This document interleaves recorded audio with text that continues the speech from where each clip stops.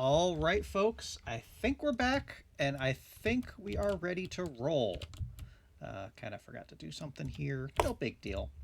Oh, that's right. Let me real quick. Rawhide. Where's my rawhide survivor? Female rawhide. Is that yes. Forgot to just do this real quick. There we go. So don't need you just now. You can go back to the shelf. Cool. All right, so we are setting off on our first hunt of the Crimson Croc. Joining us, we have returning Alistair. Nothing special going on with Alistair just now.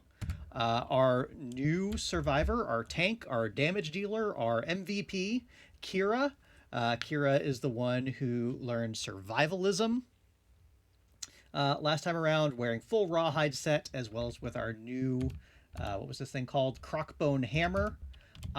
Could not find a survival token, so we're using a Lumi token. Just going to remember, this is a survival token. And then we, oops, that's the wrong button. We also have Lucy returning. Again, nothing too special going on with Lucy right now. And then Zachary. And finally, we have our scout present, and that is Dre. Dre is not going to be doing much of anything, I'm going to be honest with you. Oh, and before I forget, I need to lock and anchor my scout pack as well. Almost messed that up. All right, so I think we are good to go on that front. Do I anchor these? I think I might need to anchor these too. Let's do that.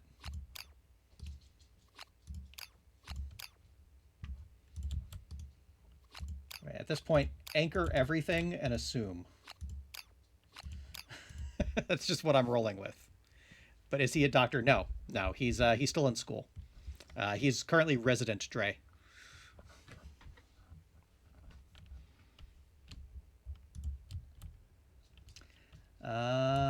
Oh, I need to, one more thing. Is this actually a thing?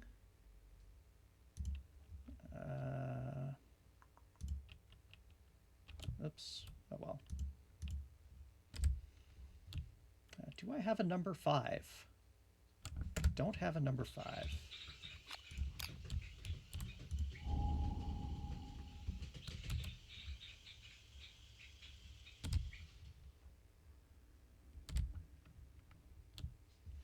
Got 1, 2, 3, 4, no 5. Okay, so how are we going to handle... All right, well, I guess we're just going to roll a d10 for determining randomness for now. So let's see who we have kicking off our hunt phase. Yeah, life card might work. We'll figure that out. With a 6, that is going to be Lucy starting off our hunt phase. And we just get a random hunt event.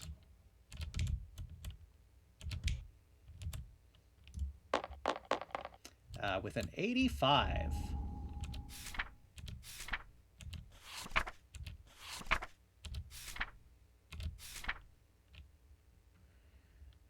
Test of Courage. Lava flows from the eyes of a huge grimacing stone face. Its gritted teeth hold a worn sword. If there are any survivors with 6+ courage, choose one to brave the lava. That ain't happening. If no one can test their mettle, the group moves on with the feeling of inadequacy. If the settlement already has an adventure sword and storytelling. All right, so literally nothing happens. Honestly, I'm okay with that. We will have Zachary reveal our first croc hunt event. River of Blood. A river of blood flows across your path. Strange eyes surface to watch you. Each survivor must roll to cross the river. Subtract 1 from your result if you have any heavy gear in your gear grid. Don't think so. We're good. Cross 1d10, add 2 if your survivor has whip. No whips just yet. All right, so Zachary started us off, so we're going to start with him. Is the scout pack heavy? Oh no, the scout pack is heavy. Oh, Dre. With a 4, you swallow a mouthful of blood that is teems with life. Your digestive tract is mangled. Gain 1 bleeding token and vomit out your unwelcome guests. Something tells me I'm going to need a lot of these. Let's just, oops. Let's just grab them. Okay, there's a limit. Sam, what? Sam. All right, that didn't go quite according to plan. And if I remember, is Zachary the one that's anemic? No, someone's, or that's not even Zachary. Someone was anemic. Yeah, it's Alistair. So he's going to die with 4 bleed tokens. And well, Dre is up next, so let's see what he rolls. With a 4, he's also getting a bleed token.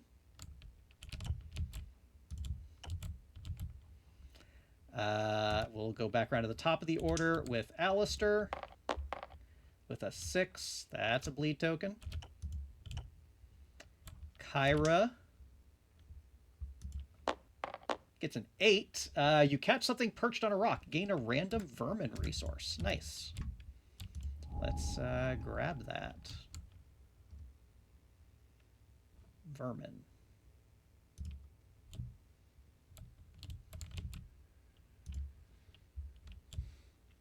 And just to double check if the gambler's chest added any vermin, I don't think so.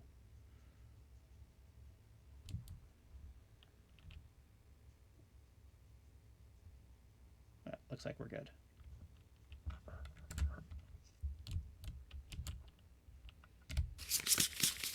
We've got ourselves a nightmare tick.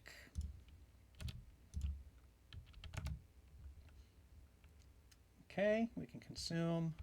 That might be worth doing at some point because Kyra does have hunger where she wants to consume. Not right now.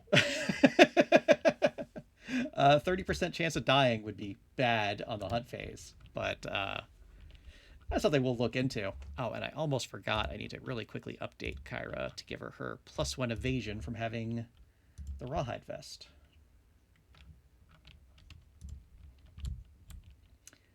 And then all that's left is Lucy with a 5. That's a bleed token. All right, and I'm going to move this fat butt out of the way so I can access this. What have we done?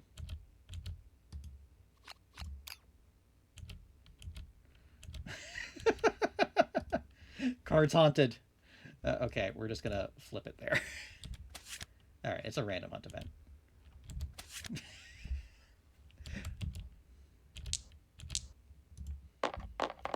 With an 88. Yep, just simulator things. The sword and the statue. Okay. A one-eyed statue, twice as tall as any man, sits before a great anvil with a hammer in each of its 6 hands. Transfixed, the survivors watch the statue beat a red-hot sword that lies across the anvil. Each survivor, starting with the event revealer and proceeding clockwise, may make 1 attempt to grab the sword from the anvil. If they do, they gain +1 courage, roll a d10, and add their hunt XP to the roll. This is not worth it right now.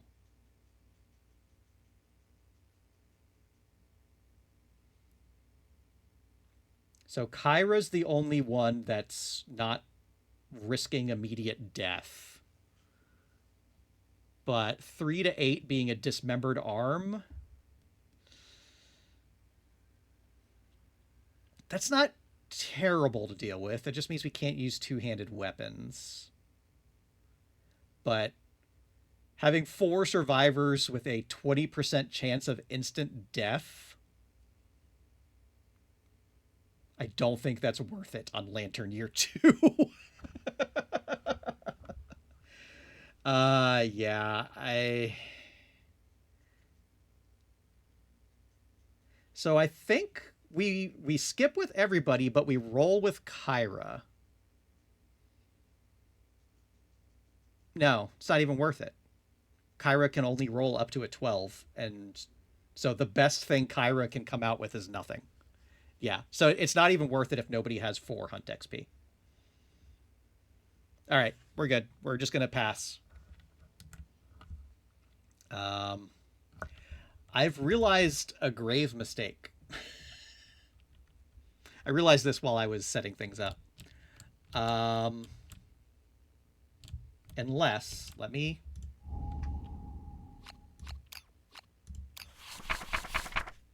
double check something.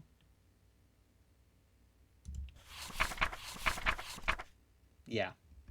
So in the prologue, everybody got 1 insanity before they faced the croc. I realized that I have made a grave mistake because my tank has no insanity.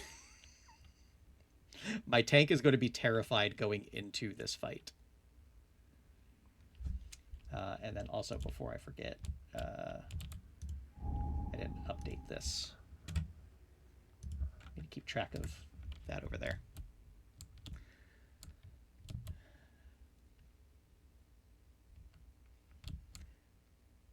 Probably shouldn't have made her my tank.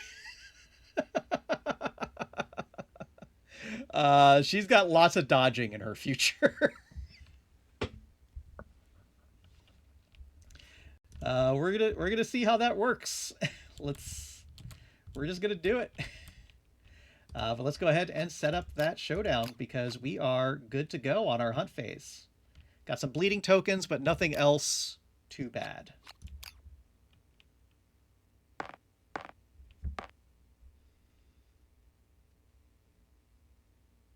Okay, and we have a dead monster. Again, did it set up an extra? Okay, 1 survivor corpse and 1 random. Okay. All right, so we got a monster corpse. That's huge.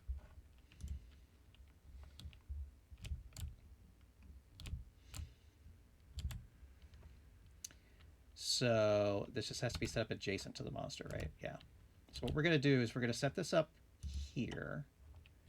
And then do 1, 2, 3, 4, 5, 6. So this is where Dre's going to be hanging out.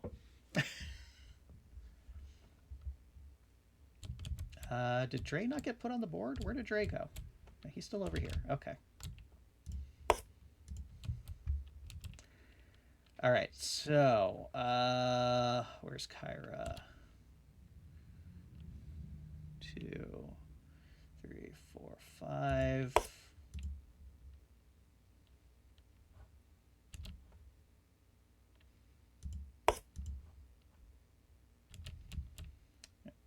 Two, three, four, 5. We can start off here.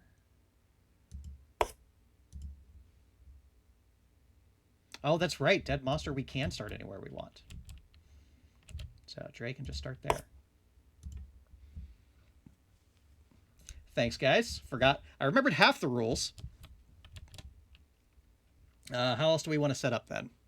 Yeah, I remembered the going first part. Start Kyra off in the front, and then just stack everybody else in the blind spot, I guess.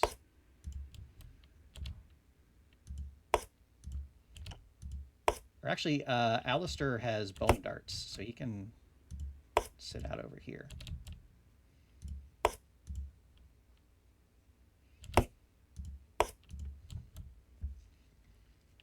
Yeah, that's probably an optimal setup. What's the range on my bone darts? That's not. Get it together, Sam. Range 6. Okay. So 1, 2, 3, 4, 5. One more step.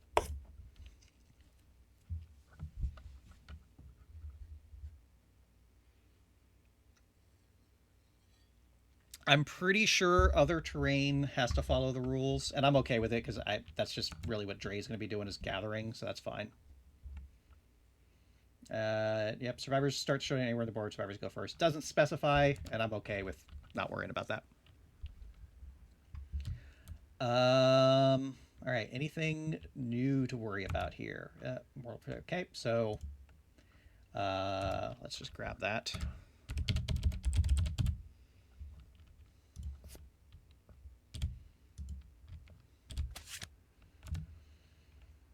Okay, and ignore any bonuses to brain trauma rolls. Regardless, you cannot ignore hits. Okay, so that would only affect us if we had a shield. We can still dodge hits, correct?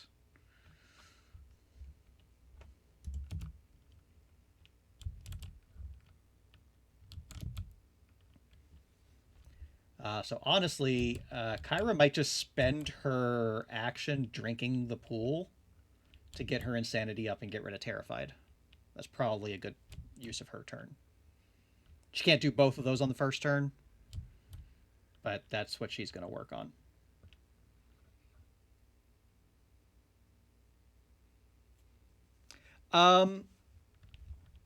Let me try to figure things out. If you notice, like, I'm missing something, feel free to chime in. But at least for now, like, this is my first time fighting the Croc at level 1. So let's try and figure some stuff out. Like, I know there's strategies and meta and all that. But since it's my first time playing People of the Dreamkeeper, trying to do semi-blind, right? Like, obviously there's some stuff I already know, but I don't know everything. Yeah, so getting Kyra fixed is going to be of most importance there. So, actually... Yeah, that's fine. We'll figure it out. All right, yep, Enchanted Flesh, we know that. Adrenal Master. The monster overloads your bloodstream. Yeah, okay, that's nothing new. Cool. So that is everything with him, correct? Just making sure we got that set up right. Yes, okay. Oh, and we didn't get to read our little thingy here. There once was a beast whose heart swelled with delight. It wanted nothing more than to revel with others. Yet try as it might, it found no one else who mirrored its mirth. It learned to share the joy in its heart with a twirl of its fingers. That makes the Croc sound way friendlier than he actually is.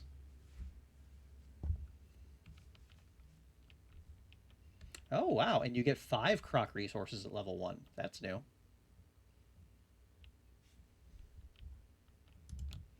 All right, well, let's kick it off. Yeah, Dre is also terrified. That is correct. I'm not super worried about that right now because Dre is just going to like hide in a corner after he's done gathering resources. So we're actually just going to start off with that. Let's start off with the dead monster. I guess I need to anchor some of my dice. With a 6, gain 1 random basic resource. Cool. And then he's speed 3, right? Yeah. So 1, 2, 3.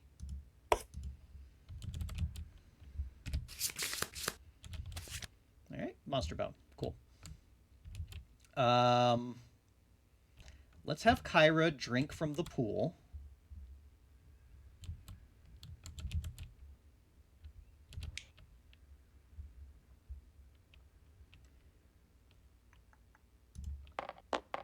Three is fine. Perfect. +1 insanity. That's exactly what I needed.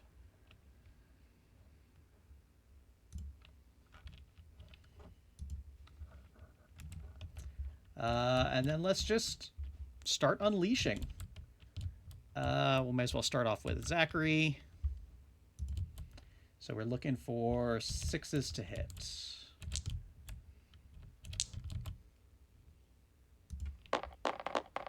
That's a hit.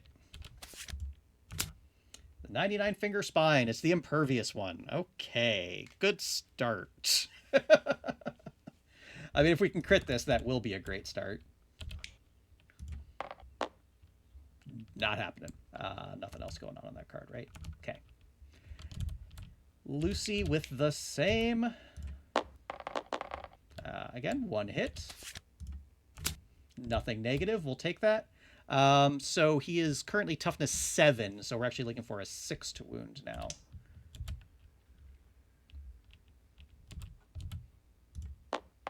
Oh, not happening. Okay, great start, team. Yeah, there are far worse places to roll a 1. Absolutely. Which I guess brings us to Alistair, who's just going to bone dart. Looking for a 7. No. All right, great free rounds, everybody.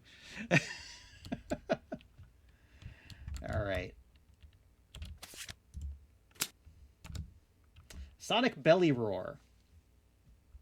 The monster snaps its massive jaws shut and emits a deep guttural belly rumble that violently shakes the ground. Pick target. All survivors not on terrain. Uh-oh.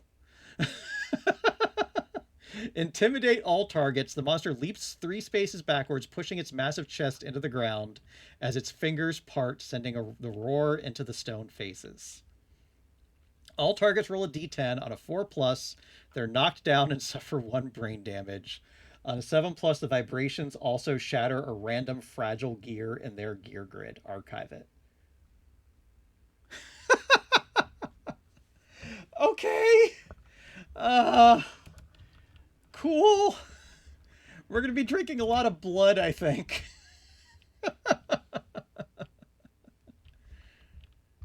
All right.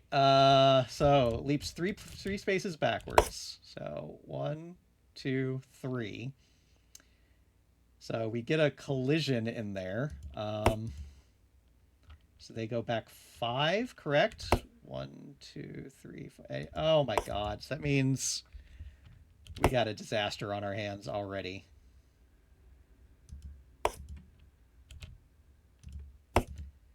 So if I'm remembering correctly, and I'm going to double check, I think Zachary and Dre both suffer 1 damage.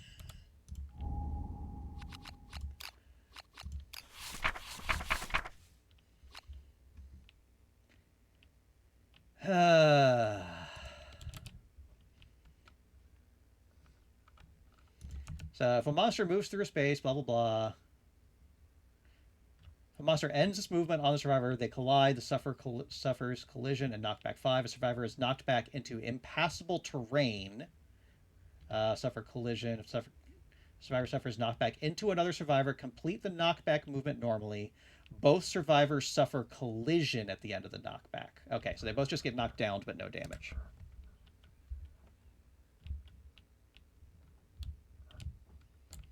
Yeah, there's like 5 different rules for collision to remember. And then I don't... Is Lucy knocked down? Yeah, so Lucy is also knocked down. So no damage, but Dre also gets knocked down from it.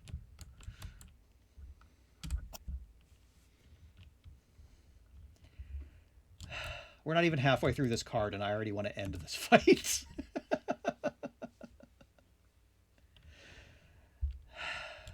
All right. All targets roll a d10. All right, let's just start with Alistair and work our way around.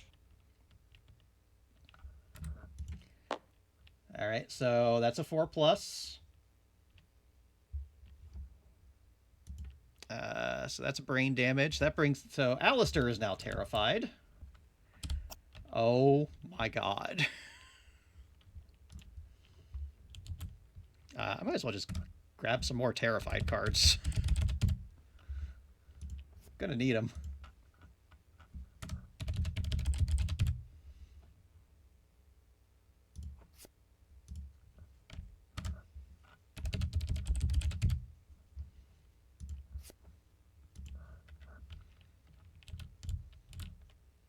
So yeah, Dre was already terrified.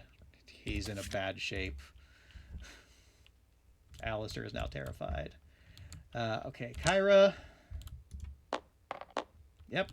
She's going to lose that insanity she just got. That's fine. Otherwise...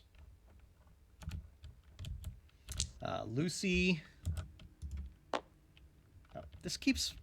When I'm changing scenes, the dice don't roll quite right. Okay, she's good. Zachary.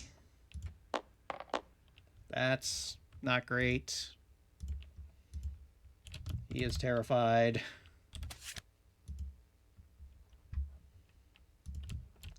And then Dre. Cool. Oh, yeah, so we're also knocked. Everybody's knocked down. Cool. Oh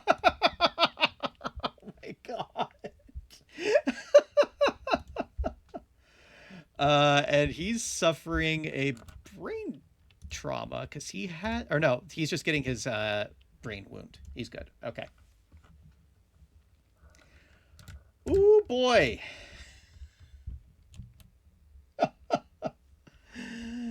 Oh, we are getting Kingdom Death real hard right now.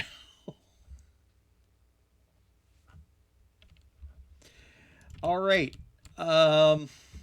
Survivor's turn. Everybody's knocked down. So nothing's happening.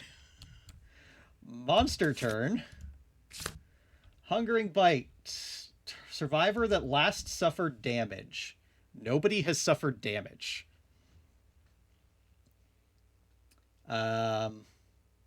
No target, finger strum. Okay. Take it. Oh, let me real quick. Was this anything? Brain trauma. I think Urza was the one with brain damage.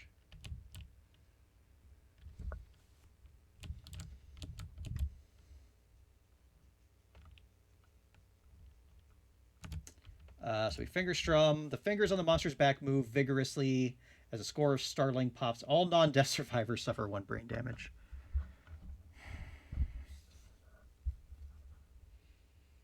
We are so screwed. All right, so Alistair gets his brain wound. Kyra gets her brain wound. Lucy has insanity. Zachary gets his brain wound. And Dre is rolling brain trauma. Oh my god.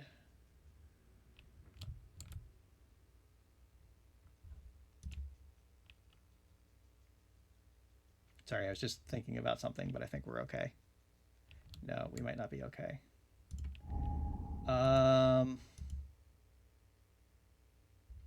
So question for the chat, because I just remembered. Hunger 1 came with systemic pressure. When you upgrade to Hunger 2, that means the systemic pressure goes away, right? Not that it matters for this particular role.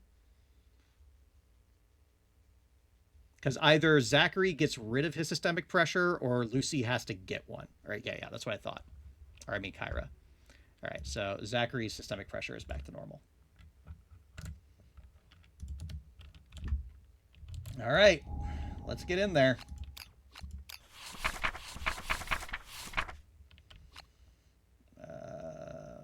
Brain trauma. We need a D10. Grab one of our other ones. With a 3, memory loss. Lose 2 levels of weapon proficiency. Honestly, I'm okay with that. Okay. Good news, everybody gets to stand up. We gotta go drink some blood.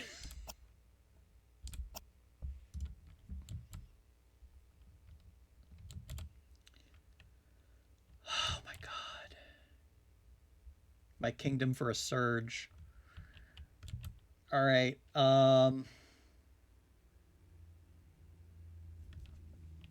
Might as well get Kyra into the center of the blood pool so she can get the +1.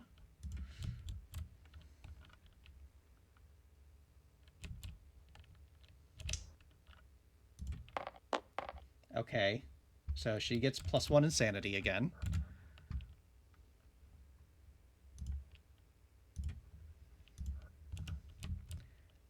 Lucy's good on insanity. Alistair needs to make a roll. Alistair gets an insanity. That's good. Zachary.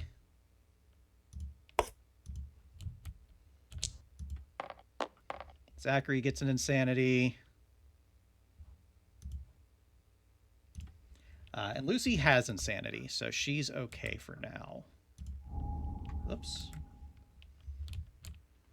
So she might as well try to do some damage. Let's take a step over this way, just because. All right, let's roll some sevens. One hit. Let me remember. What does this do? Okay, yeah.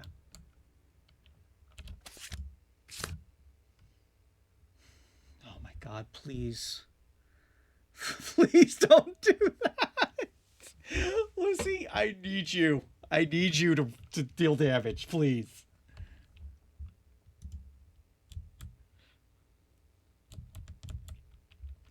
Okay, so we're looking for 6. Lucy. Lucy!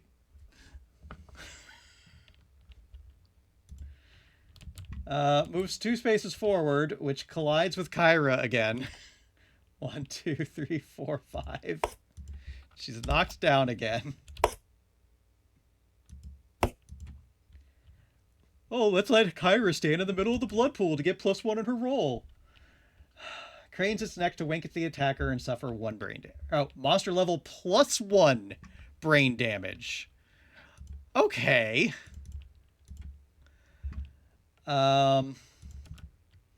Dre, I would love for you to drink blood, but I don't want you to get anywhere near that fight right now. Not just yet. Lucy is the only one that had had more than 1 insanity going into this fight, so she's okay. Dre, why don't you deal with this survivor corpse? Oh, you can get insanity from it. Perfect.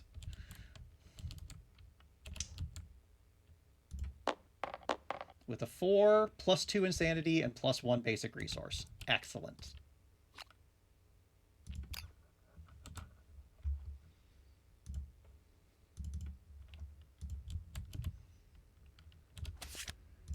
Get ourselves a hide. All right, Dre, you might survive.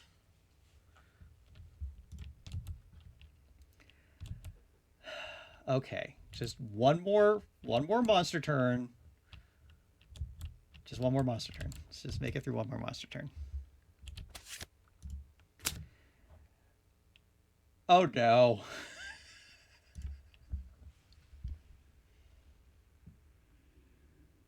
Okay, let's think about this.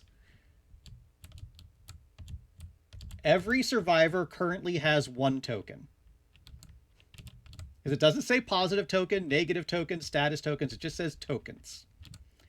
Kyra has her survival token. Everybody else has a bleed token. So everybody has an equal amount of tokens.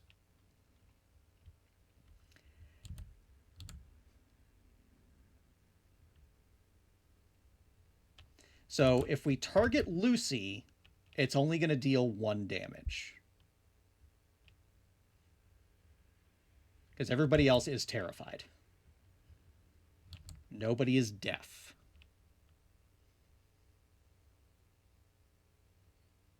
So we absolutely target Lucy.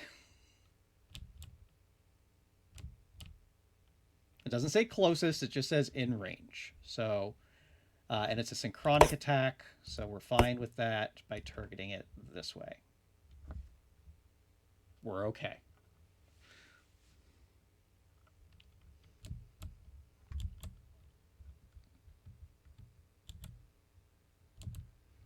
Yeah, so again, everybody has 1 token. Kyra has a survival token, everybody else has a bleed token. So since everybody has an equal amount of tokens in general, it can target any of them, and I can choose which one it targets.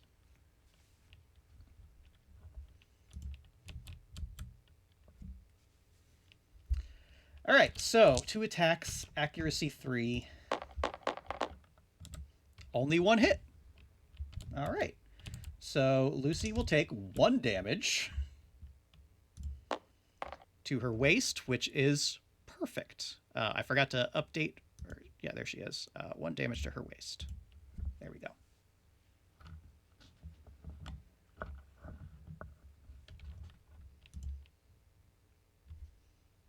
All right. I think we made it to...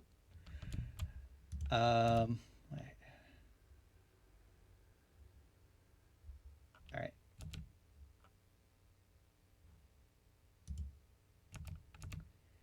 All right. So another question for the chat.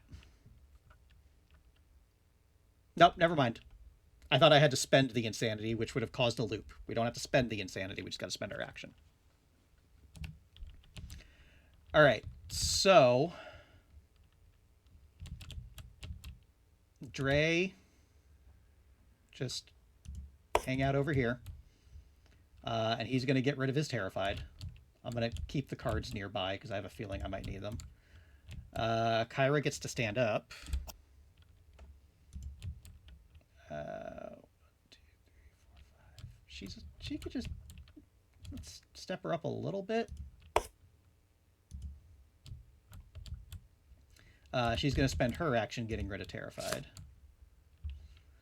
Alistair is going to get rid of Terrified. Zachary is going to get rid of Terrified. Which just leaves Lucy. Lucy's going to scoot around a bit. 1, 2, 3, 4. Oh, I do have Founding Stones. I'm just trying to save those for emergencies because that's also my only weapon on most of our survivors. And I'm not feeling super confident using Fist and Tooth at the moment.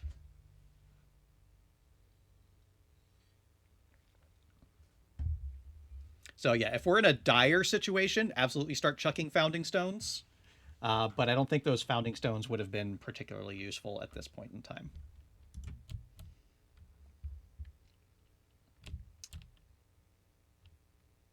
Actually, I might as well just move Kyra up all the way. There's no reason not to. Okay, so Lucy gets to roll, looking for those 7s. Got 2 hits.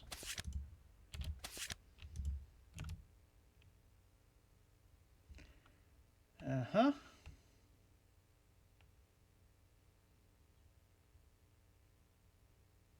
That's going to run over Lucy. Okay.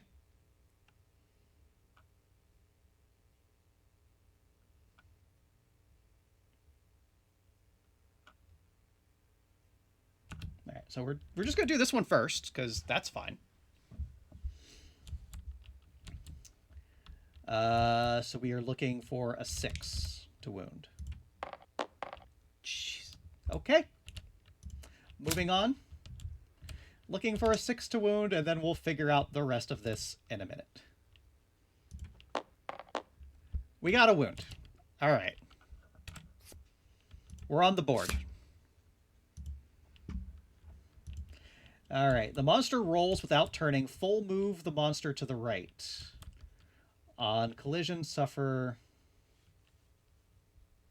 +1 damage. Or monster level +1 damage. Okay. Ah! So he's going to stop there.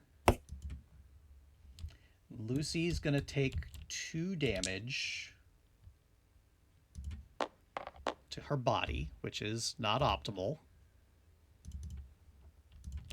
Knocking her down. While rolling, the monster's back fingers open as it shuffles stone faces onto its back.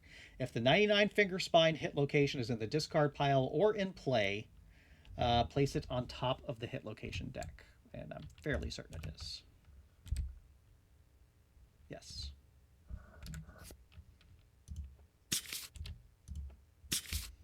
Interesting. So if it's in the persistent injury, it can also kind of like grab itself back together and remove that. That's wild.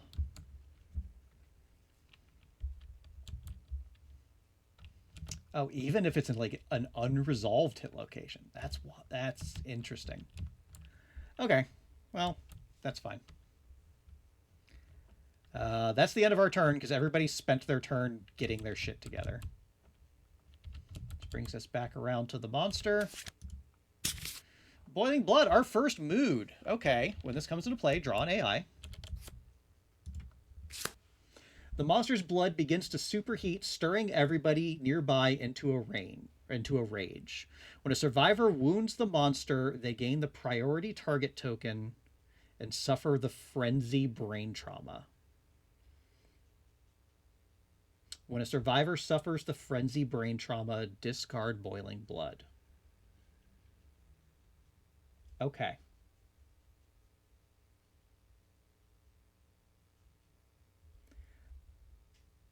So the interesting thing about this, because frenzy gains you insanity, but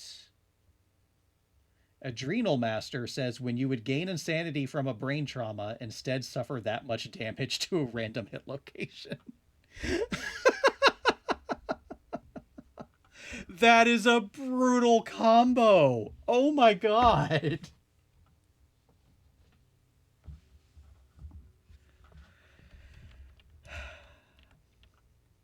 All right, so all we know, we still have to draw the AI card.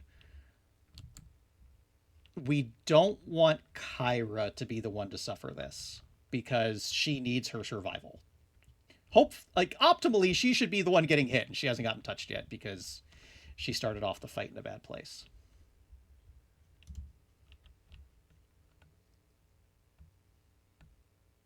All right, well, sure. Draw an AI card. Vampire Bite. All right, last threat to attack in range. I think that's Alistair. Yeah. Lucy was the last one to attack, but she's not a threat. So it has to be Alistair. Is Alistair in range? 1, 2, 3, 4, 5. Yes, he is. Okay.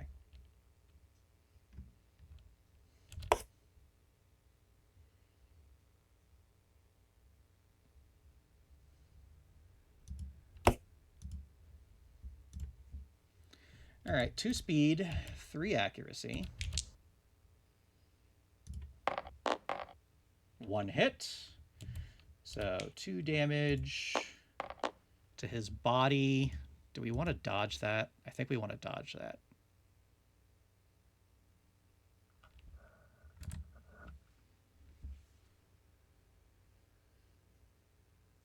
So we just got Immortal off of him. That's going to be a knockdown. I think we dodged that one.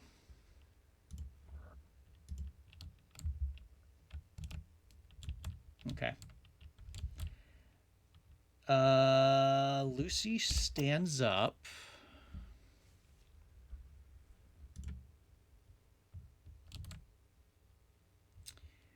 All right, so it's between. Oh wait, can we? Let me think about this.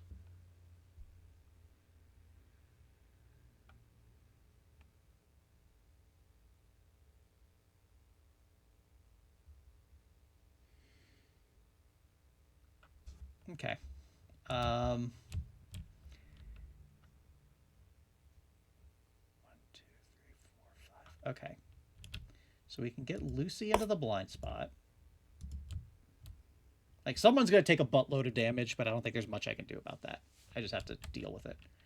So Lucy's looking for 6s to hit now. Cool. Zachary can get into the blind spot. Looking for the same. 2 hits. So we already know this is... Oh, I should have thrown a Founding Stone. I'm dumb. All right, too late now.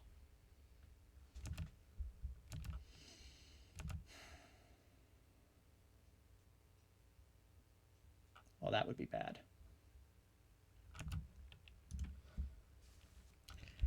All right. 6 to wound.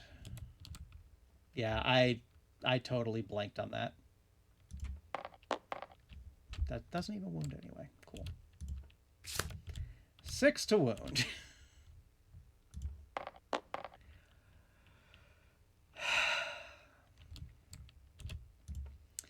The monster's plated scabs grind and crack, spraying pungent ichor. Bleeding wounds pucker and sizzle, erupting with fresh pain. All adjacent survivors suffer brain damage equal to their number of bleeding tokens. So that's Alistair. Kyra's okay. Nope. Kyra has no bleeding tokens. Lucy. Zachary. And they're all terrified again.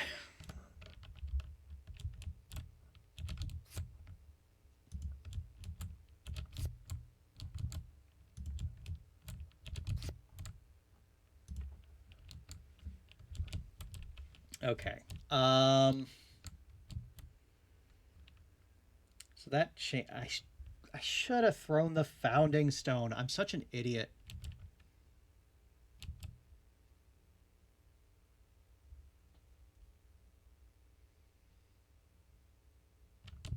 Nothing else going on that card, right? Yeah. Okay, so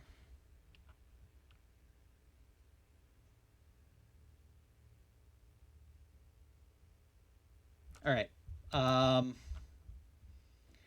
Let's Rawhide Headband with Kyra.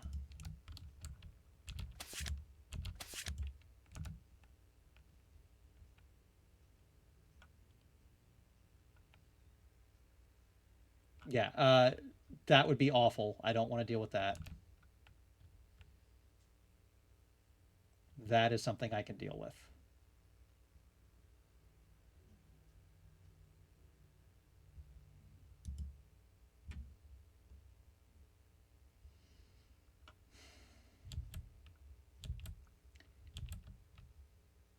So I run the risk of Kyra getting terrified, but she can just get that off of herself because she still has insanity.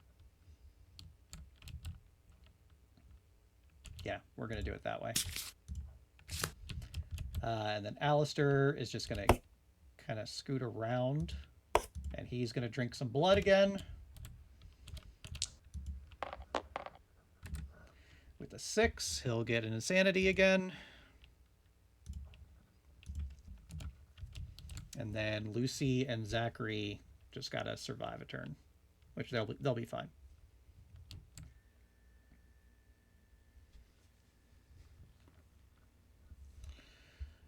All right.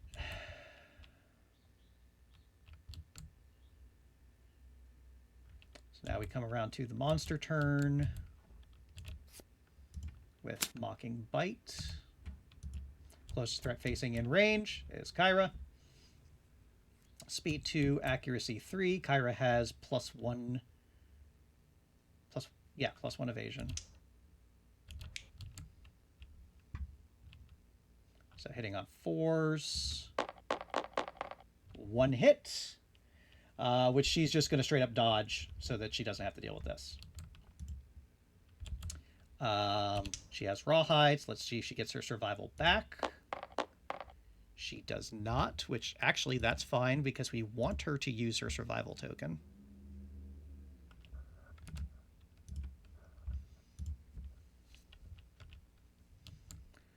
Okay. Back around to our turn.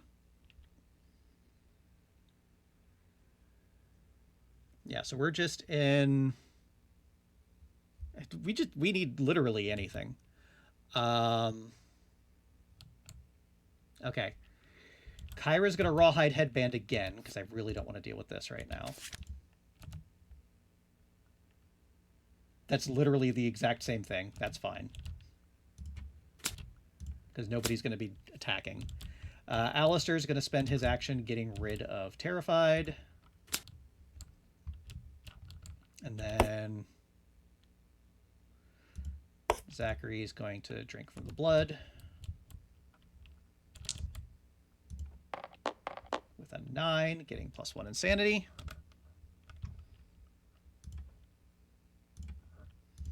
And Lucy will do the same.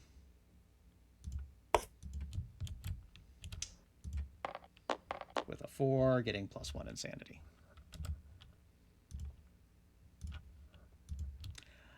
Oh, Oh, I forgot. Alistair has this grounded ability. He could just give himself insanity. I gotta remember that. Once per year, he can just set his insanity to 0, 1, or 2. Sure, it'll come up again at some point in this fight, because this is looking to be a long one. Yeah, 0, 1, or 2. So next time he goes down to 0, I can just have him set it to 2.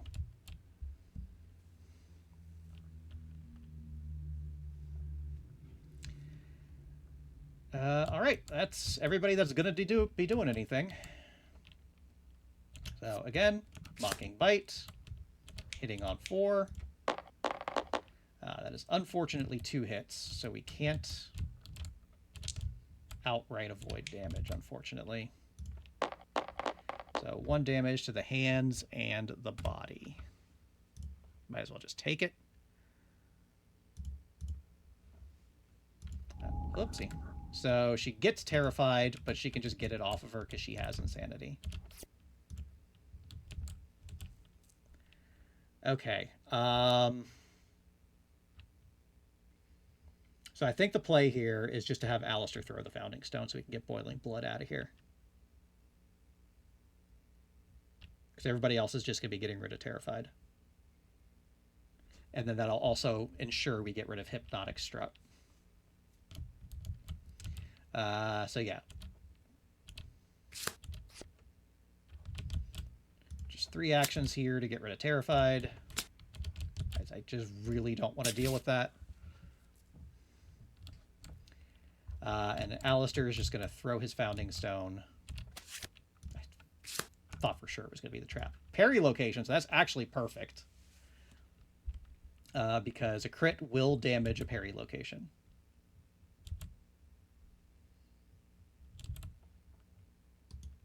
Got so lucky there, but I'll take it. So this comes off, which is huge. We deal a wound. Alistair gets a +1 luck token, which is nice.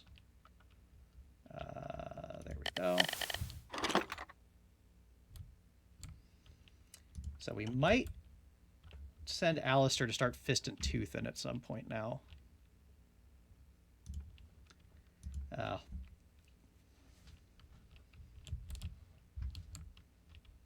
And then we this happened. Oh, let's get our resource.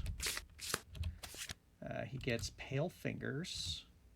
That's nice. We'll just hold on to all this over here. Gross. So that is everything resolved here. And then we deal with Boiling Blood. So he will get the Priority Targets token.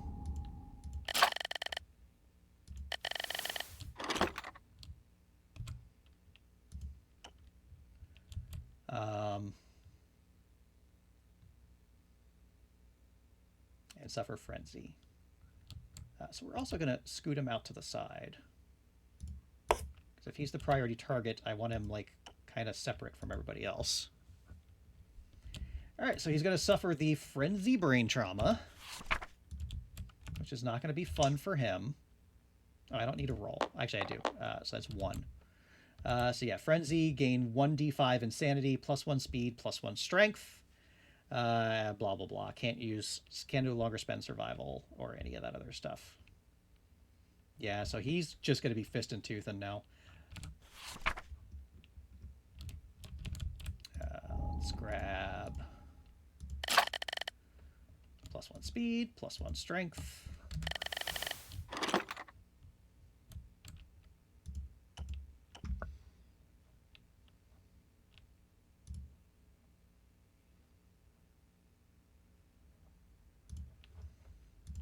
Unfortunately, so he rolled the 1 which is perfect. So instead of gaining insanity, he's going to suffer 1 damage to a random location, being his body.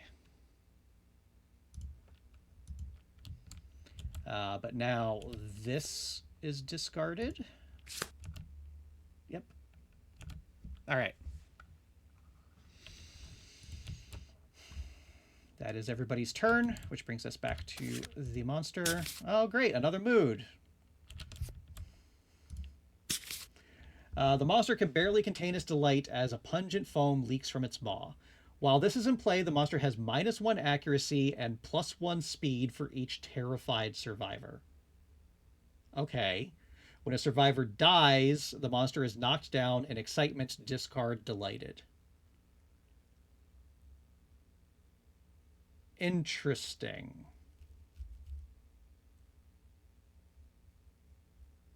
All right, well, nobody's terrified right now, and I don't intend on being terrified for very long, because I think that's dangerous. So at the moment, we're going to count that as a wound, because it technically is.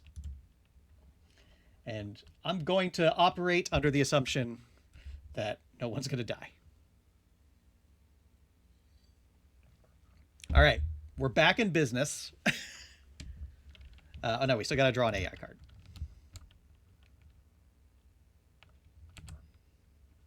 Yeah, like the minus accuracy is nice, but the plus speed is kind of terrifying.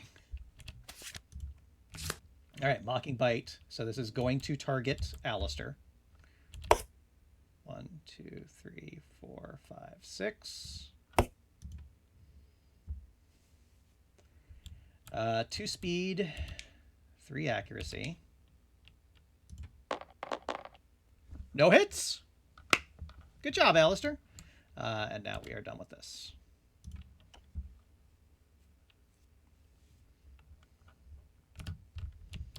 All right. Everybody's back to normal. We can just start going to town, right?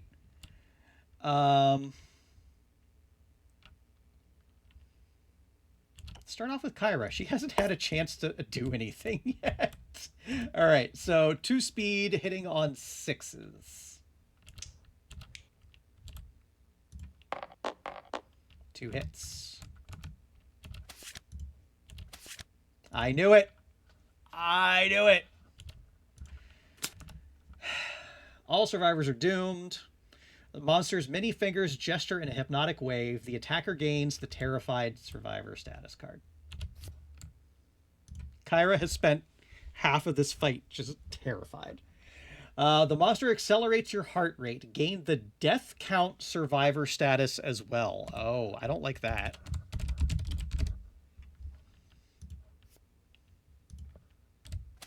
What is death count? At the end of each round, gain +1 survival and place a death count token on this card. You may surge an additional time each round for each token on it. Well, she can't surge. If there are 5 or more tokens on this card, your heart bursts, killing you. So we have 5 rounds to finish this guy off.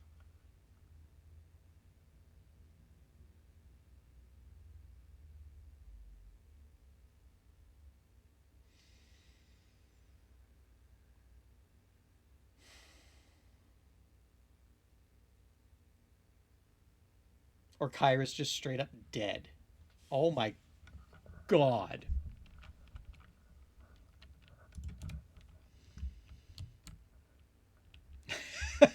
Yeah. We might be getting there. The monster giggles, full moves away from all survivors, then turns to face the attacker. 1, 2, 3, 4, 5, 6, and then turns. This is going real bad real quick.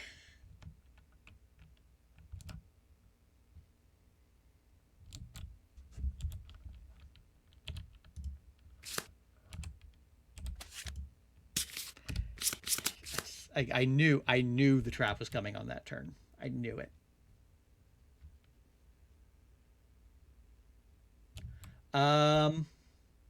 Just remembered, Alistair suffered a brain trauma. So Despair upgrades to Despair 2. Because he suffered Frenzy.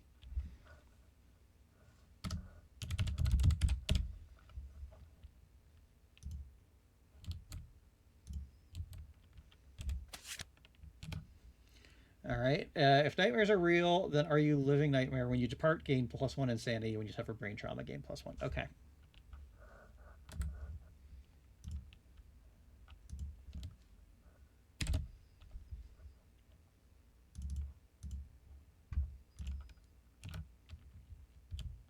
And then while I'm thinking of it...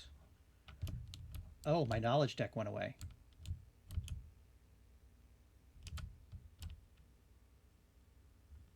Huh.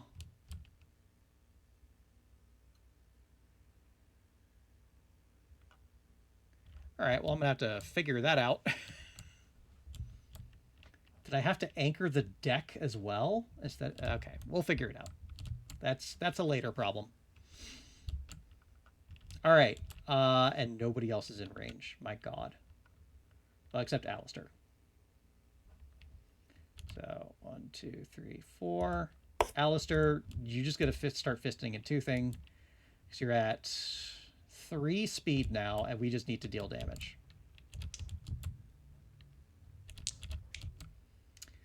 Hitting on 8s, though, which doesn't feel great. Yeah, well, 7s wouldn't have been any better. And then just start moving, folks. 1, 2, 3, 4, 5. 1, 2, 3, 4, 5. That's all we could do.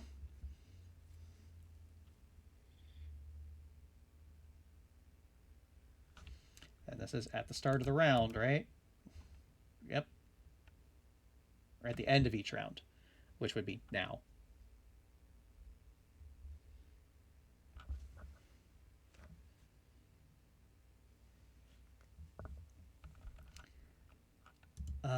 So just to be able to do it, I don't like that this isn't clickable. Gotta figure that out. We're gonna spend her survival token to gain a survival, because there's at no other point is she going to have the opportunity to do that. She's pretty much going to be maxed out on survival, which does give her a point in tenacity. Oh, is that not working right? All right, so small glitch in the overlay system there. Hopefully it doesn't cause any problems. That's the wrong button. Let me just double check. Yeah, interesting. All right, I think everything will still work correctly, but that looks like a bug I gotta work out. Okay, so we don't need this anymore. I will just grab some of these.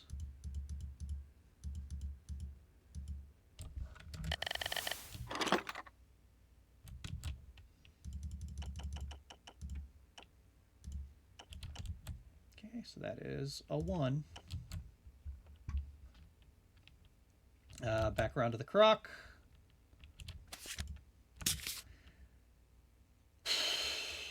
We are screwed.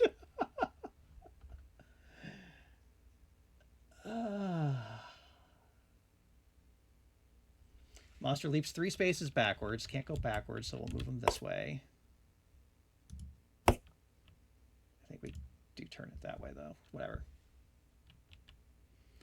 And then everybody suffers brain damage. Sweet. Oh my god, we are in trouble.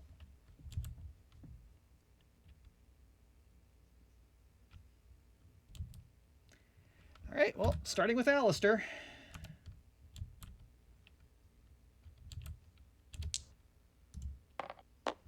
With the 2, he's actually good. Kyra. That's his brain damage. So she is now terrified. Well, she was already terrified.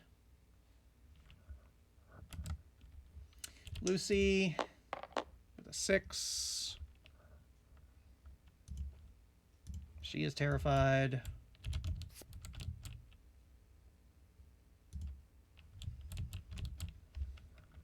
Zachary.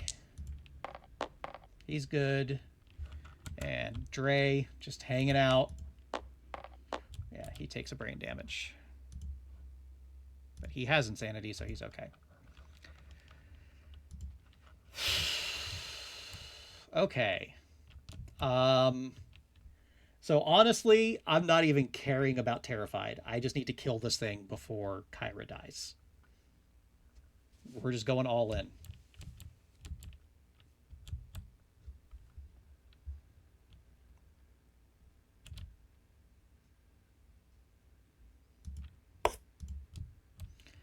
All right, Kyra.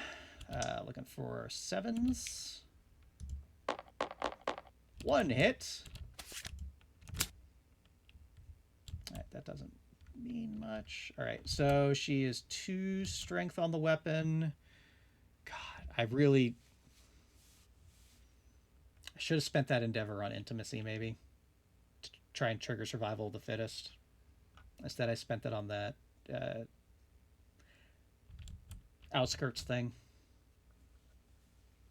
Or no, because that would have been whatchamacallit. I could just look.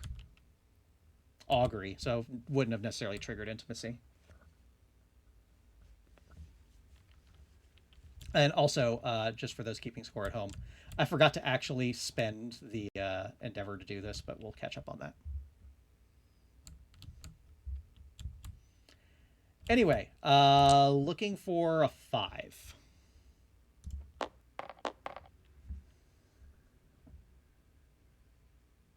All adjacent survivors suffer brain damage equal to their number of bleeding tokens. All right, well, Kyra's the only one adjacent. She has no bleeding tokens, so cool. Lucy.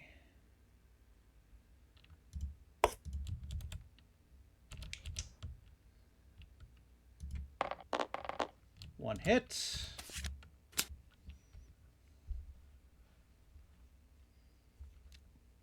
I think this fight's over, y'all. She's already terrified.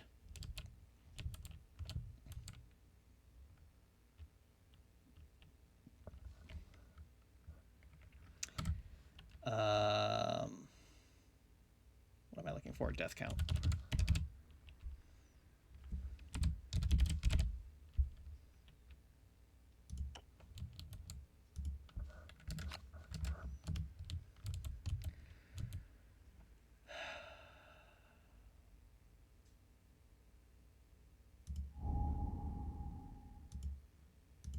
What does this do?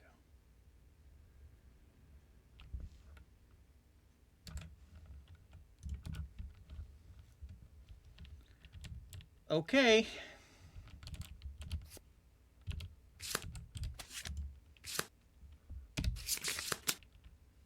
The full moves away. I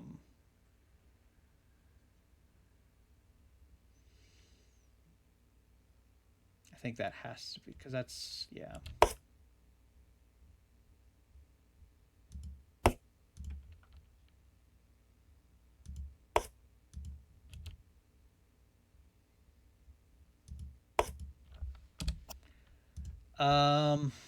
Okay, well, we can get Alistair up. That's fine.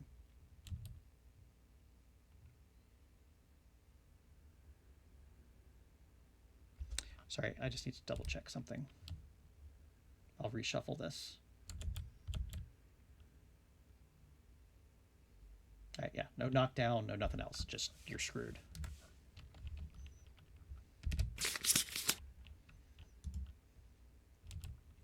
All right, well, Zachary, do we throw a founding stone now?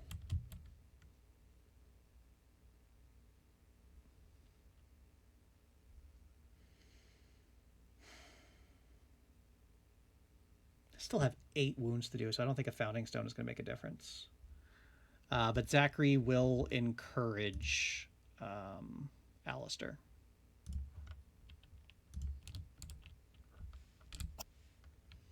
And then Alistair's going to come in. So again, 3 speed, hitting on 8s. Yeah, not surprising. All right, let's fire up some death counters. Oh, I grabbed the wrong one.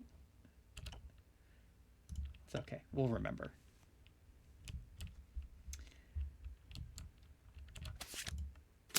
Boiling Blood is back into play. Of course it is. Just throw it over there. That's fine. We know what that does. Hungering Bite. Survivor that last suffered damage. Does anybody remember who that is? We haven't taken a lot of actual damage. I think it's Alistair from when the adrenal thing triggered. So I'm going to go with that. So remember after the prologue, I'm like, oh, he wasn't dealing a lot of brain damage. I found the brain damage. Okay.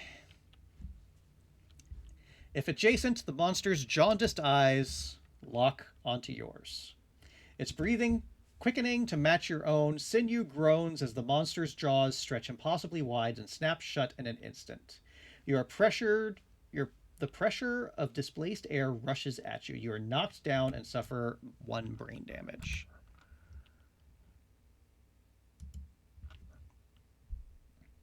So I think the play here, I mean, he's going to be knocked down. Like, that's unavoidable.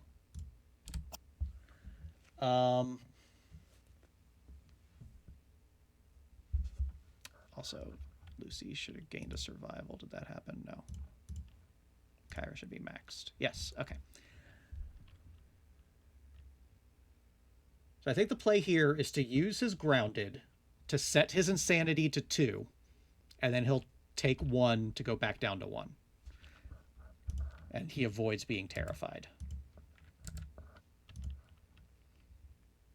think that's our play.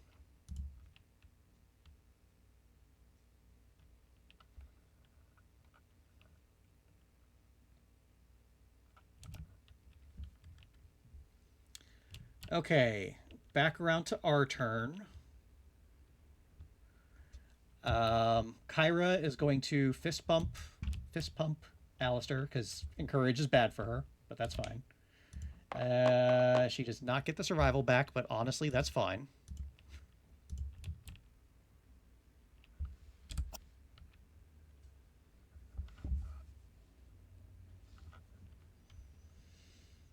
And we can't get into the blind spot, which sucks.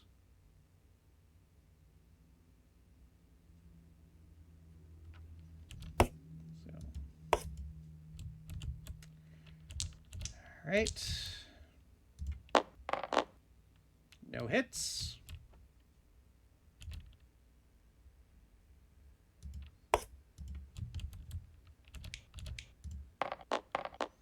One hit.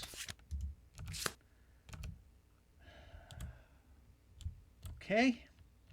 So we said looking for a 5 to wound. Jesus.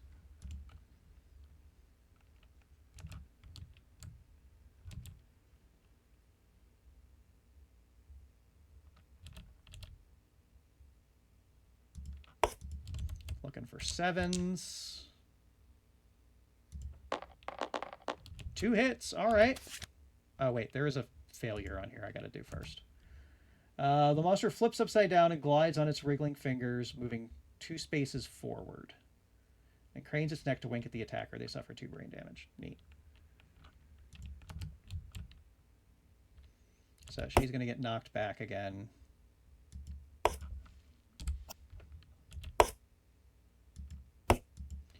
And 2 brain damage on Kyra is going to be a brain trauma roll.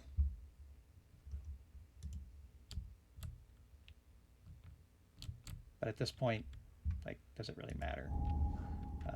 Nothing of note there.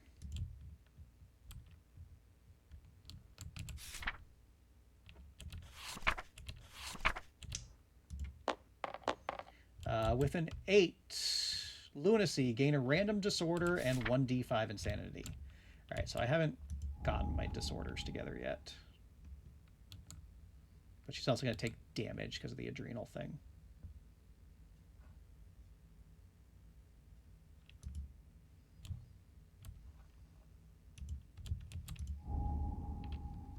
I know there's more disorders in here too.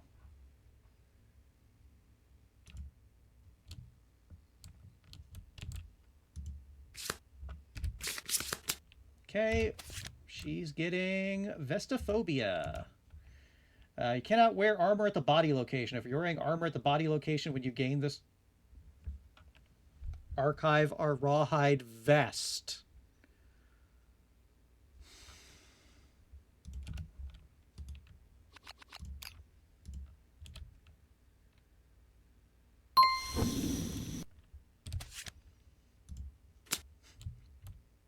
And D5 insanity is going to be a 4, which means she takes 4 damage to her hands, which is obviously going to be a severe injury. Now, let's flip over to her. So now we get to roll on that with a 9. Dislocated shoulder. Cannot use activate two-handed weapons or paired weapons or use block. Gain a bleeding token. That's okay. I need more bleeding tokens.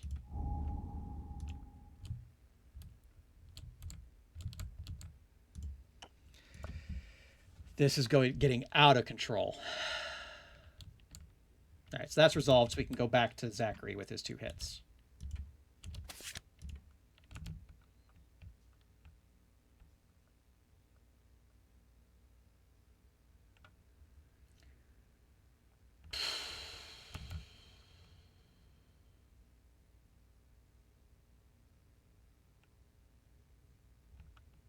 These both suck. So I guess we'll go with this one first. Wounding on a 6. We got a wound. Okay.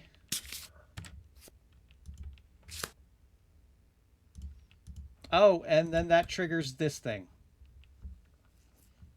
Right. So that's boiling blood now.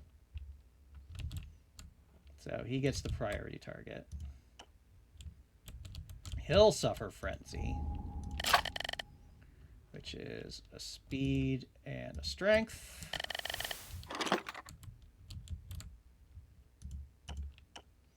And he'll gain D5 insanity, which means he'll take 1 damage to his head.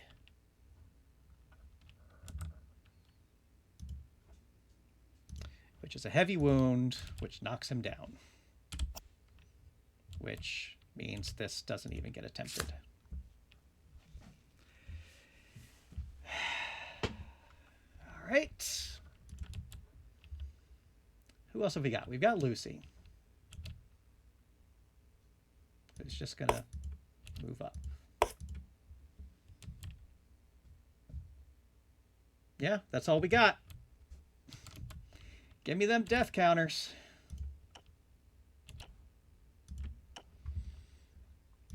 Gain some more survival out of it, though. So it'd be great if I knew Surge. Because that's the counter to this, right? You can Surge extra times. But I don't have Surge yet. So, like, you can push yourself to try and outrace this. But if you don't have Surge, this is just brutal. All right. Vampire Bite. Last threat to attack in range. So that's going to be Alistair.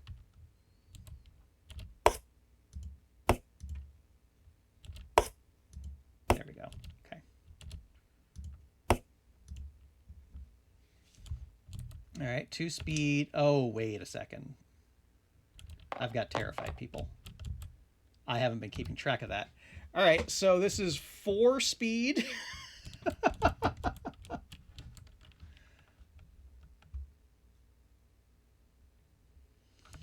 Oh, he hasn't been doing that many attacks, actually. He's been just doing intimidates and stuff. 4 speed, hitting on 5s.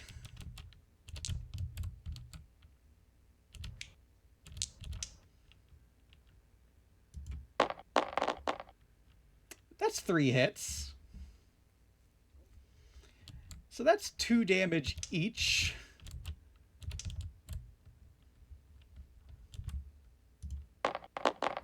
Legs, hands, hands. All right, well, we're not taking all that. We're going to dodge one of the hands. Oh, he has no survival. So that's a severe injury on his hands. He gets immortal. And he's now double anemic.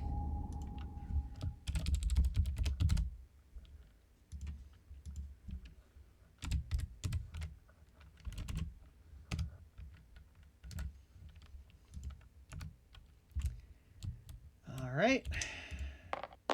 Oh, with a 1. Neat. Die of shock. Vision fades along with the sight of your mangled, armless torso.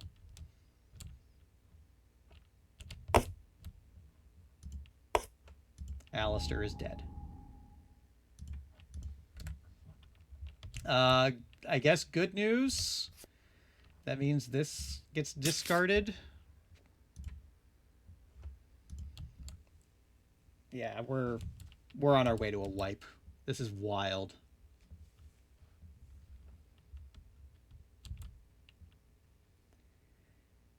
All right, back around to Survivor's turn. Oh, wait, that should have been on Zachary, because he had this...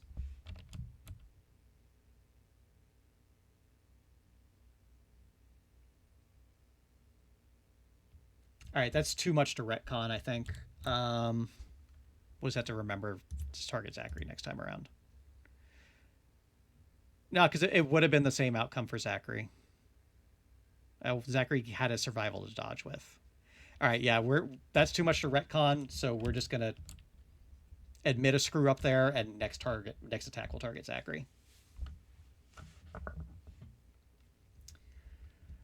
That's my mistake. Sorry, I'm getting a little tilted by this fight here, guys. All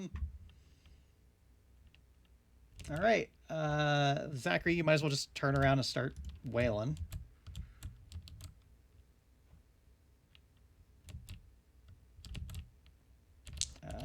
Still looking... Nope. Nope. Still looking for 7s. Oh, this goes away now, too. 2 hits. Right? Yeah, that goes away now.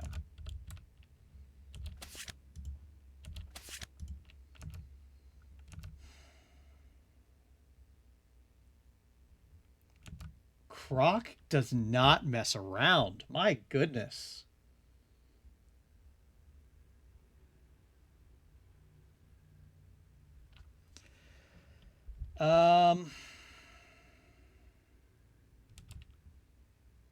How's Zachary looking here? I guess that's acceptable. All right, I guess we'll do this one first.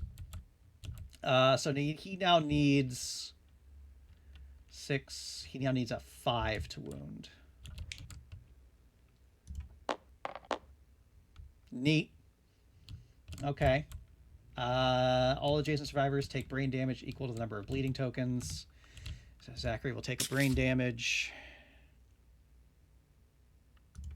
which now makes him terrified again.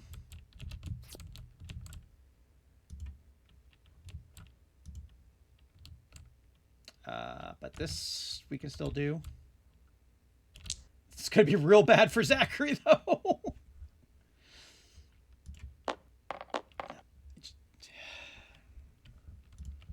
Okay. Steps 2 spaces forward.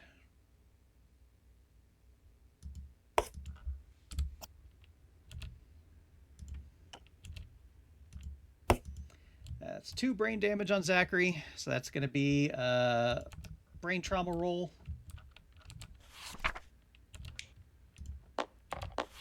With a 5. Danger seizures. You thrash about wildly, dealing 1 damage to yourself and every adjacent survivor. Gain a random disorder and D5 insanity. So 1 damage to himself at his waist. Oops. Random disorder. Hyperactive. During the showdown, you must move at least 1 space every round. Fine.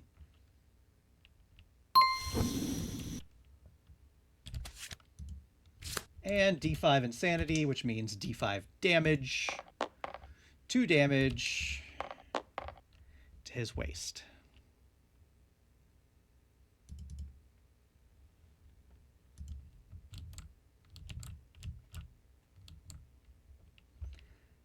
Lucy can now at least get into the blind spot. Looking for 6s. Gets a hit. Nothing bad on this card. Oh my god. So she's damaging on a 6. Theoretically. Then Kyra.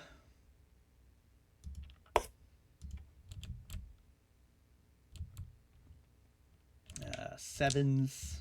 That's a hit. She's damaging on a 5. We got a crit! Oh, and actually it's super dense, so she would have been damaging on a 2 because of the hammer. Your weapon grinds against the stones on the monster's back, restoring it. Gain +1 strength token and regain any of the weapon's lost honed benefits. Well, I don't think we have any honed benefits. I'll take a strength token, though. That sounds nice.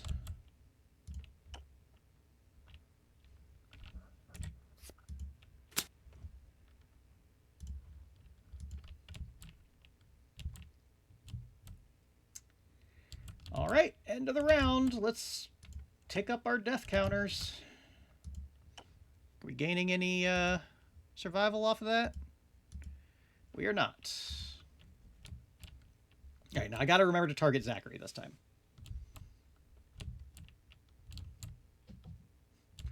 I probably should have started slowly moving the scout over to help. But I think at this point we need the scout to get us the hell out of here is what we need to do.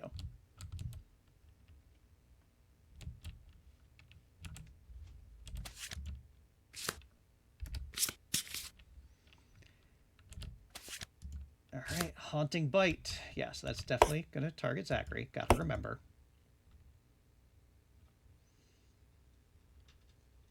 And just suffer 1 brain damage. You know, just a brain damage.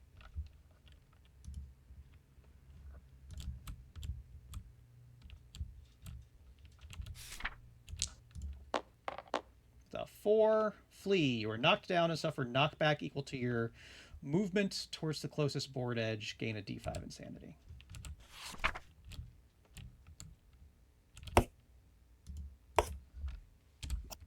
All right, how bad is this going to be? 1 damage, okay, to the body. That's survivable.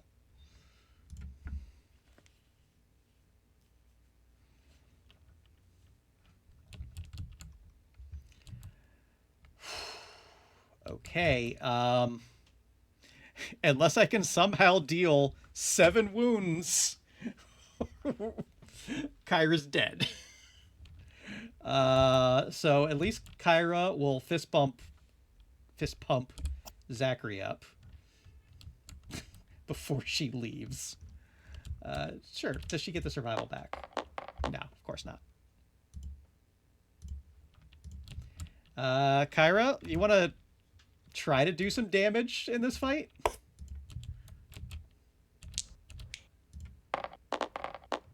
Two hits. Yeah, she's going down fighting.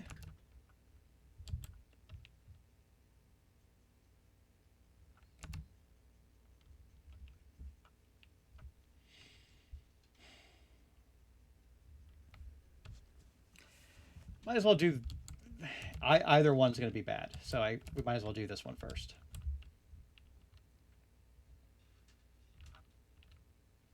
So she is wounding on a 5.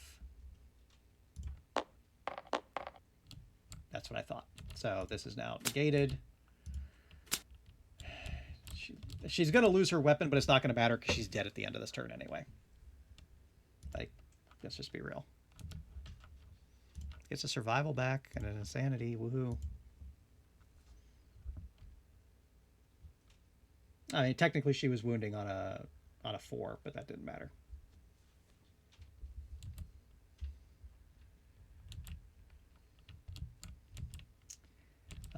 Lucy, can you do something?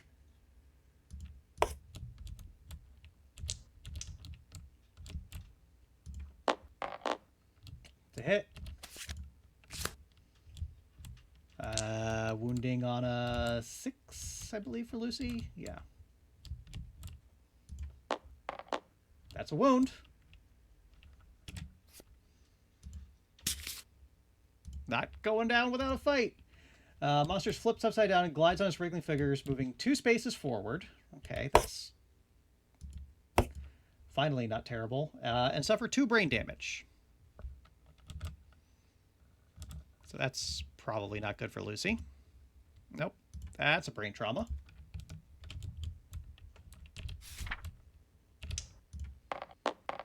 With an 8, lunacy, random disorder, and D5 insanity. Neat.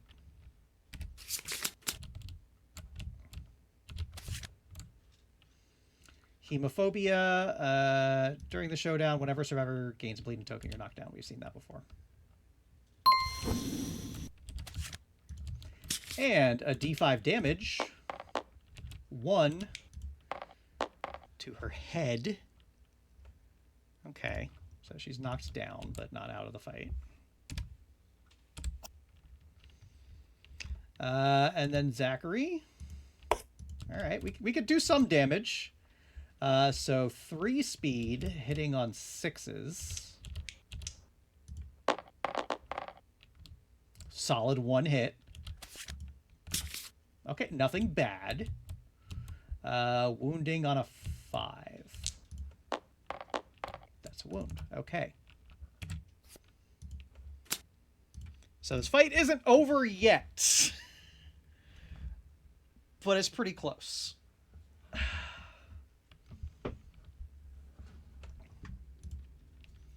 And then that's going to be the 5th death counter on Kyra. So she's immediately dead.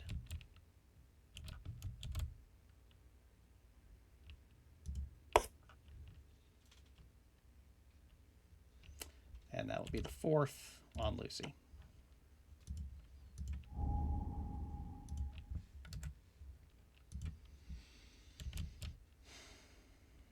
Okay.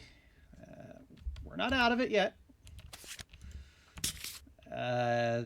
We might be out of it.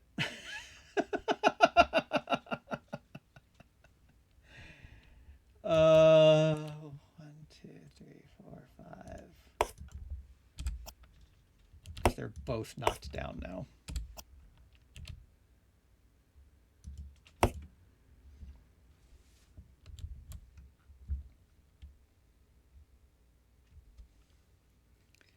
Okay.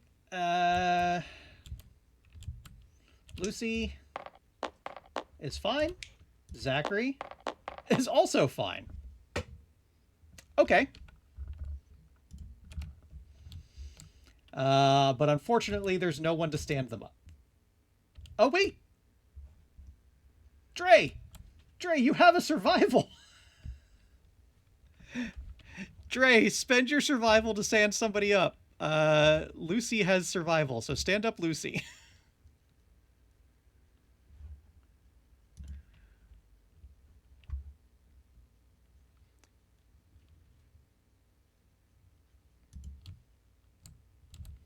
Lucy, stand up. Lucy, spend a survival on your last turn of life to stand up Zachary.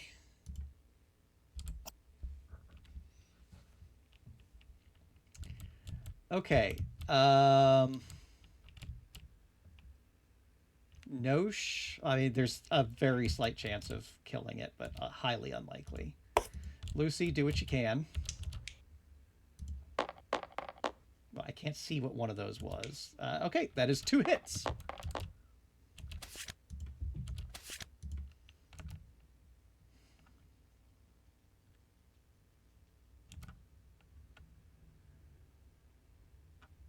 right, so we got to do this one first. So this is wounding on a 6. That's a wound. Going down swinging. And then also on a 6. I really need this to wound.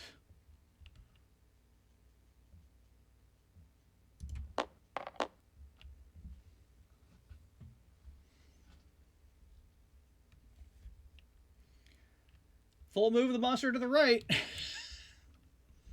Which hits Zachary. 2, 3, 4, 5. Suffers 2 damage.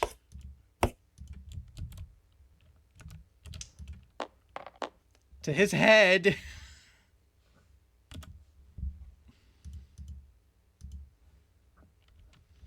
That's a severe injury roll. With a 10? I think he's okay. If you have 3+ courage, nope. Otherwise, you're knocked down. Well, he's already knocked down.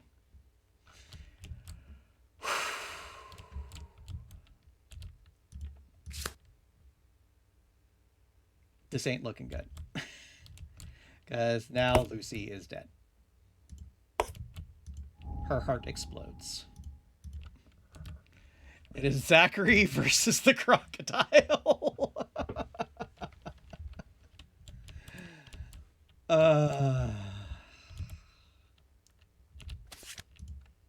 Boiling blood. Why not? Yeah. Oh,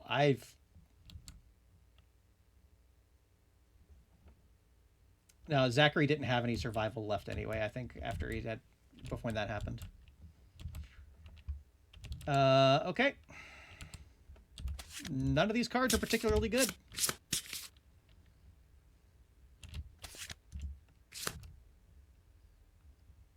Move and intimidate.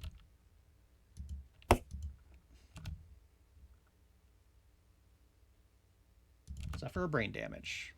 Which is, of course, going to be a brain trauma roll, because we're just all in on trying to kill this thing without...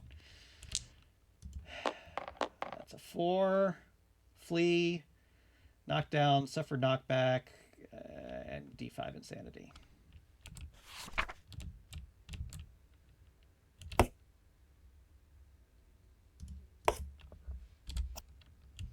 So D5 damage... I just want to double check and make sure I'm... When you would gain insanity from a brain trauma, instead suffer that... Okay, I just...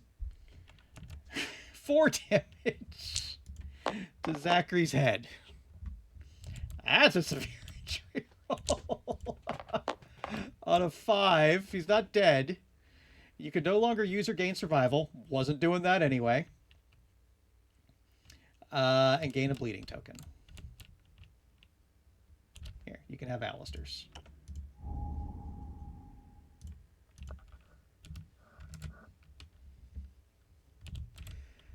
He does get to stand up.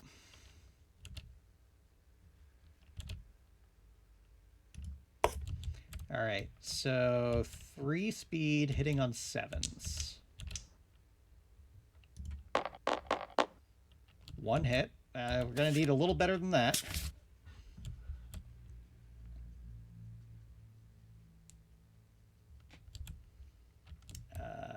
He's wounding on a 5. Of course. Okay, bunch of stuff here. We roll to the right, can't roll to the right, so he's going to go 1, 2, 3, 4, 5, 6. And is the spine thingy in here? I don't think it is. It's not. All right. Monster turn. Yeah. That's bad. Because now he's all the way back here. All right. Cool. We're surviving. We're surviving. Zachary. Just got to step up. That's all you can do. What was this again? Yeah. Okay. Zachary's soloing the croc. Let's go, bud. Yep, this one again. Just running away. All right. All right. Zachary's coming for you.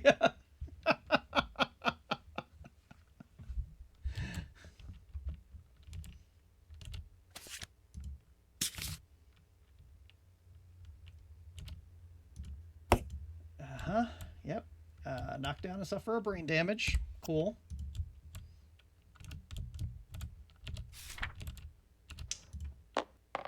With a 2, he's dead.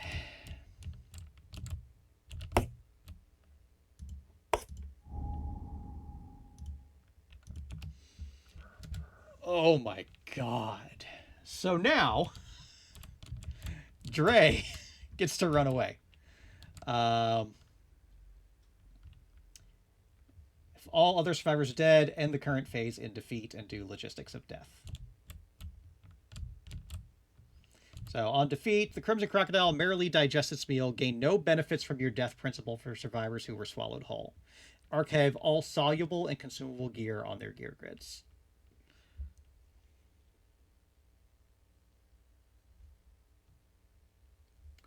So question for the chat. We still get to actually, it's like, we're still going to be able to choose graves, correct? We just won't gain any, we wouldn't be gaining the benefit from it this lantern year anyway, but I think we still get to choose graves. Or maybe we'll choose cannibalism. I don't know. That's actually an option now in Gambler's Chest. I think I'm still going to go with graves for now. But what was this thing called again? Logistics of Death.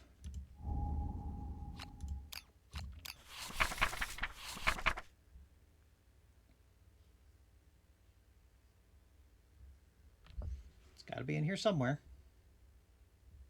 There it is.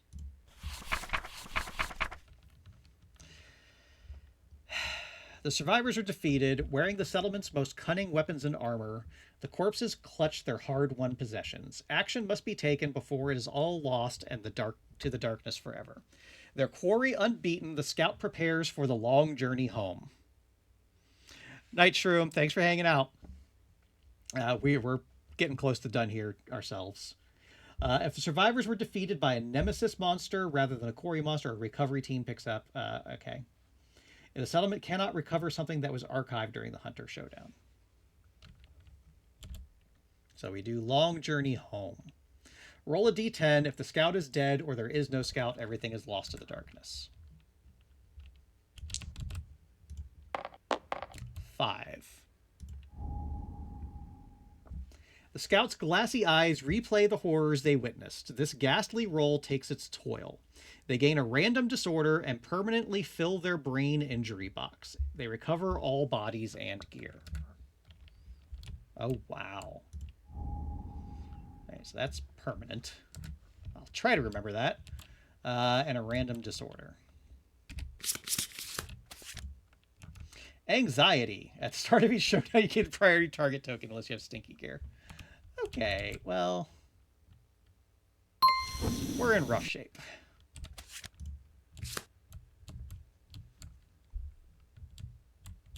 But we bring our stuff back.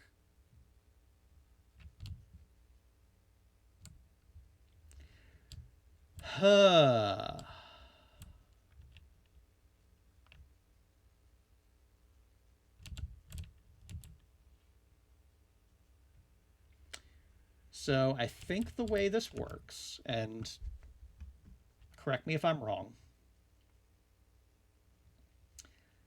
I'll still get an endeavor for Dre, because Dre does return. And then while I'm thinking of it, because I forgot to do it, I need to add a hollow stone to storage.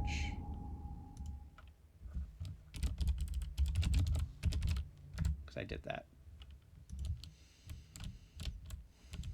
All right, update the timeline. All right, so we got to draw a settlement event, and then we do Death of Song. We get Dark Trader.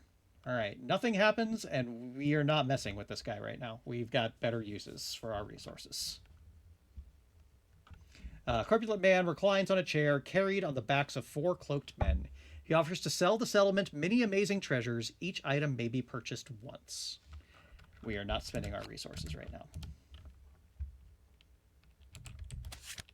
So we only have a handful that we came back with.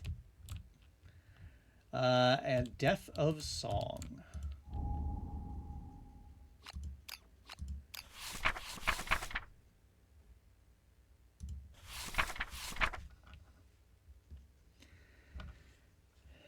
Let's look at the art. Ooh. That's gross.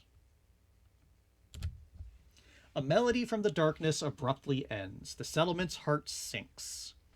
A poacher emerges from the darkness, dragging the corpse of a monster. Their face is twisted with guilt. The poacher presents the mangled heap as a gift to the settlement. The gathered survivors cannot help but gaze at the tortured face of the creature, their eyes welling with tears. Muffled sobs escape their throats. You may now hunt the Smog Singers. Add them to the quarry list on the settlement record sheet. The settlement confronts the poacher. All right, so we will do that. Ding. So the good news is the Smog Singers actually are not a tough fight, so we're probably going to go after them next year. With a 4, the settlement cannot bring themselves to trust the guilty stranger. The survivors drive the poacher away with hoarse cries of reproach, flinging loose stone face shards at their swiftly disappearing shape.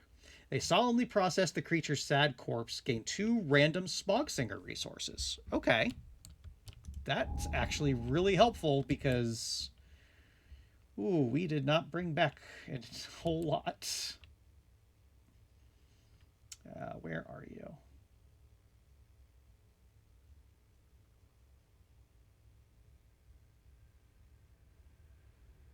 Where are my Smog Singer resources? Oh, right here.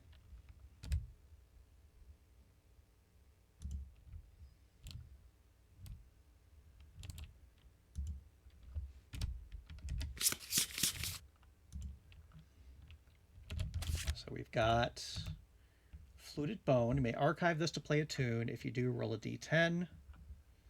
8+, gain any music innovation from Settlement's innovation deck. We're not doing that. And Tail Fat. Consume, archive this to gain d5 survival. Settlement has cannibalized. The taste is familiar. Gain +1 understanding, limit once per lifetime. Okay. We're just going to use those as like actual resources because we're in rough shape.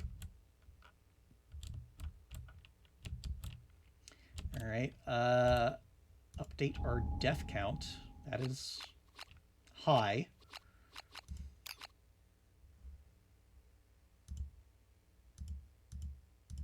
Yeah. So as soon as we check that box, we immediately trigger our death principle.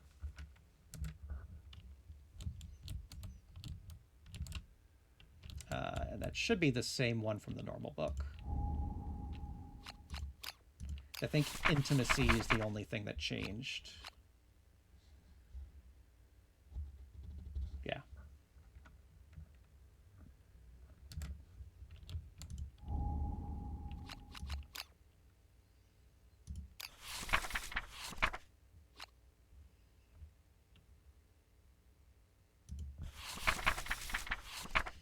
Okay. Like, we always chose Graves before because Cannibalize was not worth it. I know the Gambler's Chest has added something to make Cannibalize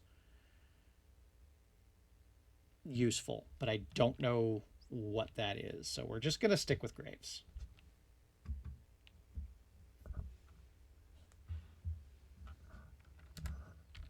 So let's just do that.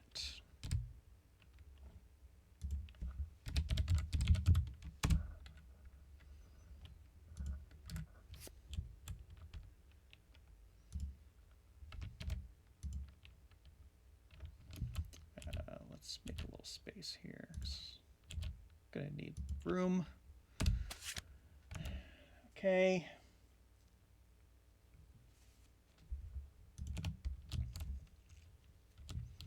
Roll our d10. With a big old 2. Settlement gathers around the grave, each taking a moment to reflect the loss of their place in the darkness. All departing survivors gain +1 survival and +1 understanding. Okay, that's actually pretty helpful.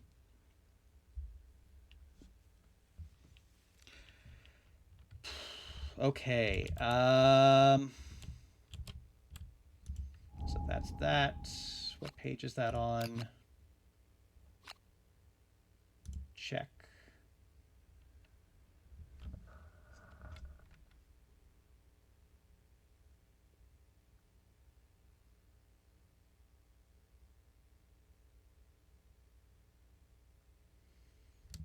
All right, so we've got one whole endeavor.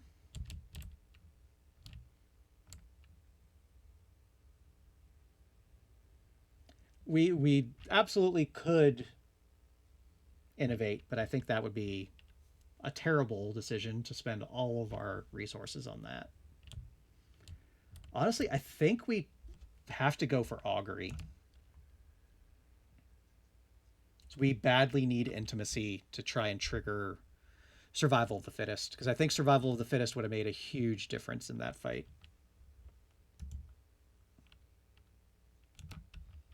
So that's what we're spending our endeavor on. Might as well have Urza be the one. Why not? Just roll a d10. There we go. Gain a survival. All right, well, no big loss. All right, what have we got here? So we can make something. We have to make another rawhide vest. So monster hide is going towards that. Oh, and did when I archived it, I probably went into the box, huh? Yeah, so we'll grab that one back. Just put that right back in the gear grid for somebody else. All right, pale fingers. Can we make anything of note with pale fingers?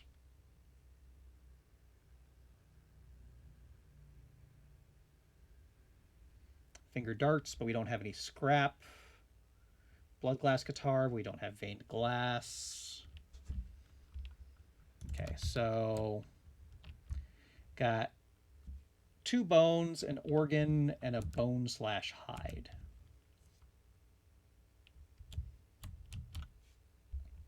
We need weapons. So I think a bone axe is in our future.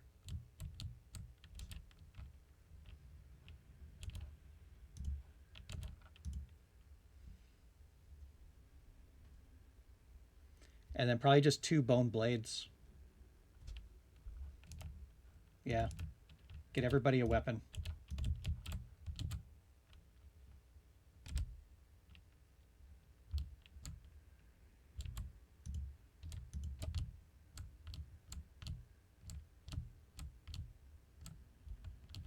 Did I pass it like a dummy? Yeah.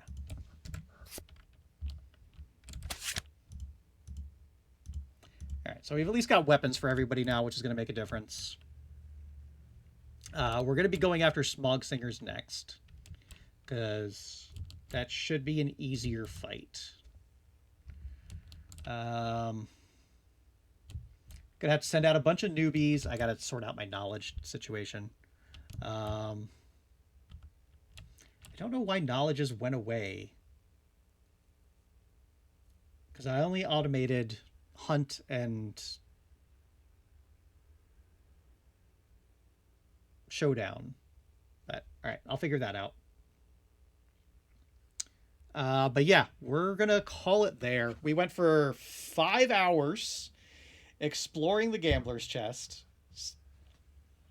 So much to take in. A lot of great features. That first Lanterneer was a lot of fun. Second Lanterneer was an absolute disaster. So yeah, time to rethink my strategy for the Croc. Just not having weapons. Going in with somebody with no insanity from the start was a huge mistake, especially when they were supposed to be my main damage dealer. I think that was the biggest mistake. Oh yeah, I've got the tick still. Do we want to feed the tick to somebody?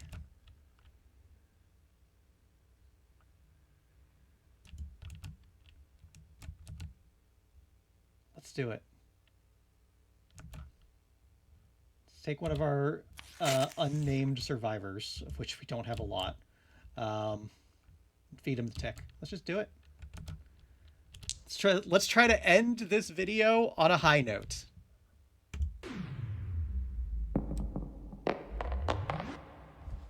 +1 evasion. Easy as that.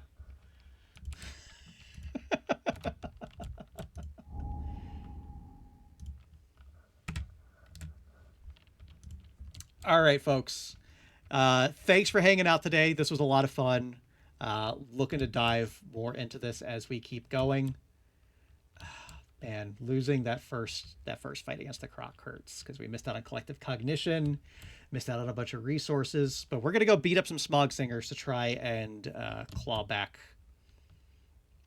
I think we should be able to handle that next year. So thank you all very much for tuning in. As always, you can find VODs for all of our streams over on the YouTube channel. And YouTube folks, check the link down in the description for a link to the Twitch channel where we are streaming every Friday night. So look forward to that going forward. And that's all I've got for y'all tonight. Happy Black Saturday. Happy shopping. And I'll see you guys on Friday.